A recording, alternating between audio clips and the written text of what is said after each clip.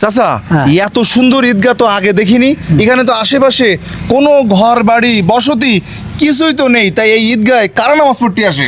এই ডাঙ্গানলতার লোক আসে, 18 লোক আসে, আগলজার লোক আসে। এখানে দূরে নামাজ পড়তে আসলে খুব মানে একটা তিন আনন্দ চার লাগে। গ্রামের লোক এসে এক হ্যাঁ, জায়গায় নামাজ হ্যাঁ, পড়ে। এক জায়গায় নামাজ পড়ে। তাইতে এত সুন্দর দেখেন দর্শক, আর আনন্দ এত লাগে। সুন্দর দেখেন ঈদগাহ আগে কখনো দেখছেন কিনা কমেন্ট করে জানাবেন।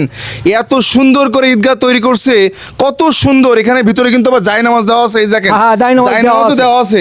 এই যে হ্যাঁ। দেখেন জায়নামাজ দেওয়া আছে। হ্যাঁ, চাচা, জায়নামাজ আপনারা দেওয়া এখানে আছে। নামাজ পড়তে আসেন, হ্যাঁ। আনন্দ লাগে আপনাদের? আনন্দ লাগে, আমাদের আনন্দ লাগে তো। সবাই একসাথে? সবাই একসাথে আনন্দ লাগে। 3-4 গ্রামের লোক এক জায়গায়। হ্যাঁ। দেখেন দর্শক, এই যে পেছনে গাছপালা দেখেন কত সুন্দর ভাবে।